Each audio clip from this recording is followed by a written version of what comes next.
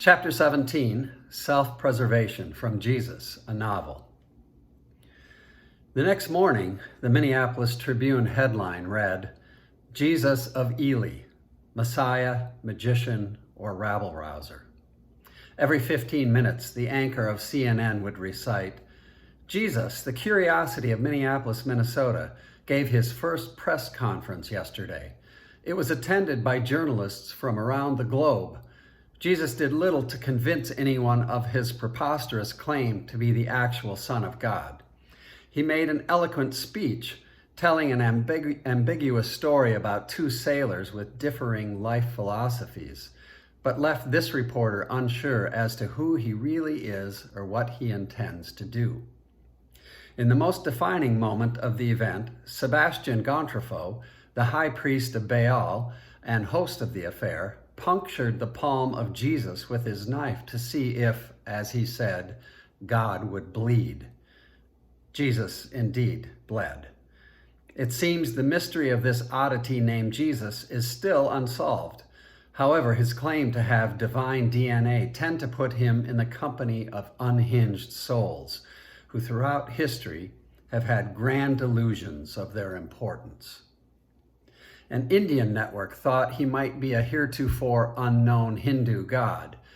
Many Asian and African countries suspected he might be the reincarnation of an ancient prophet, or a shaman, a sage, or a wizard.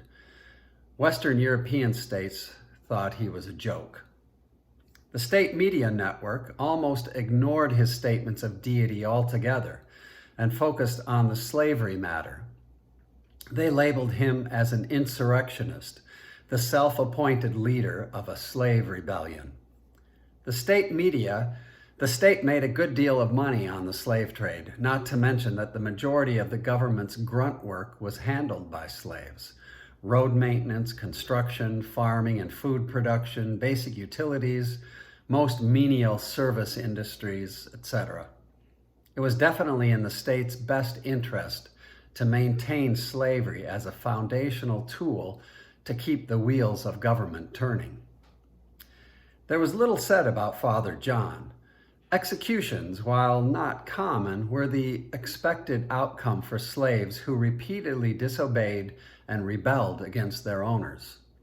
The lives of slaves were considered a thing of value only inasmuch as the dollar amount that was attached to them, which was a reflection of the uniqueness of the service that the slave could provide.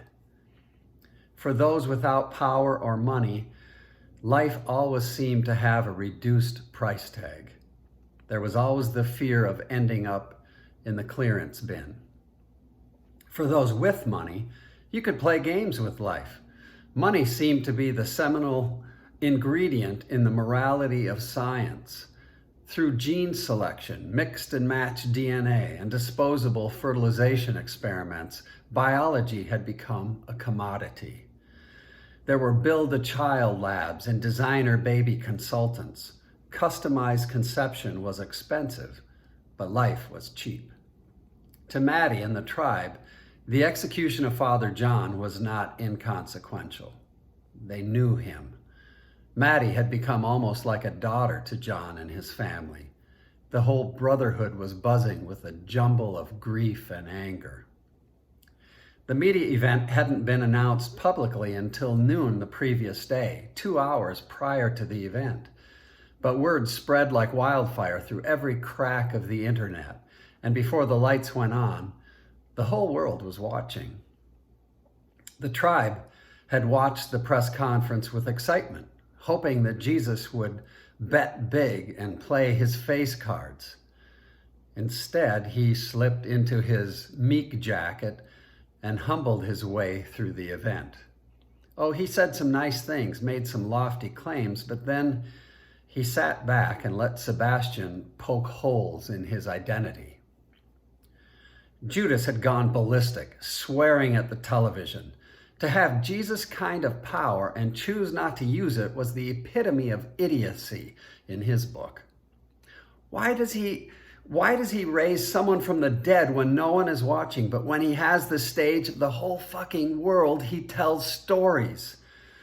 If I was running this show, the whole world would be kissing his ass by now. Secretly, Judas was weighing his options. Either he was going to find a way to force the hand of Jesus or abandon this ineptly run revolution for something else, anything that held more promise. The Brotherhood, the family, was devastated. Father John had been their voice, their mentor, their hope. He was the face of slavery. He had that ability to passionately champion justice while still maintaining a peaceful, gentle nature. The family loved him and now looked to Jesus to fill the vacuum. The state wasn't pleased with this. They had given Sebastian authority to execute a slave leader as an example, but the choice of Father John, and to do it so publicly, it showed poor judgment on Sebastian's part, and he would hear from them. The events had solidified Jesus as the champion of the brotherhood of the yoked, and by default, the voice of the downtrodden masses. Jesus had become not only the guardian of the brotherhood, but the patriarch of the worshiping family. And now, it wasn't 200 or 300 attending the services, it was thousands. They gathered wherever they could find shelter, moving each week to stay one step ahead of the state police, who now had Jesus in a surveillance chokehold. Peter, James, and John were increasingly agitated. They tried their best to understand Jesus, but as men of action, they opted to carry out occasional missions where retribution was served to those who mistreated slaves. In the weeks that followed, a common theme developed in Jesus' talking points with the tribe. He kept insinuating that he would have to die to see his mission fulfilled. This made no apparent sense. How could he accomplish anything from the grave? How could the death of the leader foster victory? Why not make the guilty bleed? Why not take down the systems that perpetuated injustice? Even though Jesus frequently talked about injustice and slavery, it was becoming more and more clear that he viewed slavery as an unwitting symptom of something deeper. His mission, he said, was bigger than mere social revolution. It wasn't just the system he wanted to eviscerate. He wanted to do battle with death itself and redeem the souls of humankind. Maybe it was because we, the tribe, were nothing but skeletal shells filled with exceedingly human souls. But this kind of talk reverberated through our craniums, making no synaptic sense whatsoever. Battle death itself, redeem souls. Increasingly, we were returning blank stares to our idealistic mentor who seemed to be coming off the rails with a romanticized view of his purpose. The tribe was becoming splintered.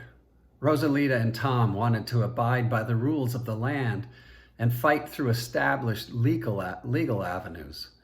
Peter and crew were more prone to vigilantism, wanting to stomp on Sebastian's bones. Simon and Judas looked to monetize the mission. Bartholomew spent more time in dumpsters. Maddie? The governor had tightened the screws, pulling her away from most of our gatherings. As for me, I didn't know what to think. Jesus was still the most profound human I had ever met. He had power in his hands that came from somewhere, and he was good, truly good. But was he God? Was he divine? What does that even mean? How do you quantify that? Test for it? I don't know. I just don't know. We all still followed him, but I'd be lying if I said we were 100% sold out to Jesus. We were only partially all in. Several more weeks went by. There were slave flare-ups, random violence, mysterious deaths, usually slaves. But the general public paid little attention. The state police handled things with skilled efficiency, and the state media network barely breathed a word about any of it. Slaves and their stories were swept under the carpet. For the most part, things went back to normal. Jesus continued to do his thing, teaching, healing the sick, pissing off the religious leaders. It was Tuesday, late afternoon. I sat in my room on the edge of my bed. It was sermon night at the Neon Cathedral. Susie would do her bit, then Jesus would rebut. The tribe would sit at our reserved table and accumulate the gawking eyes of visitors. That's his inner circle. He calls them his tribe. They look pretty average to me.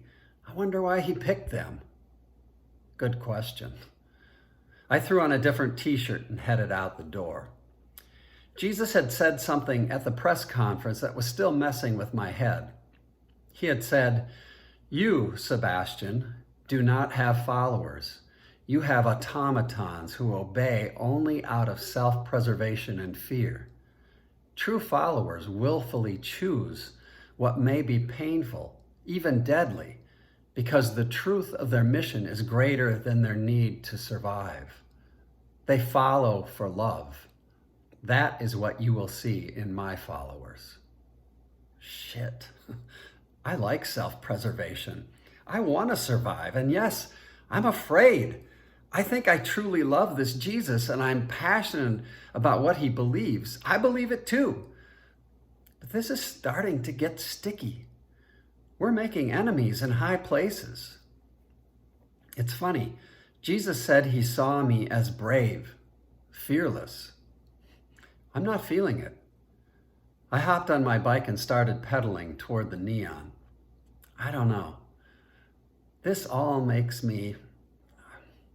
I don't like this.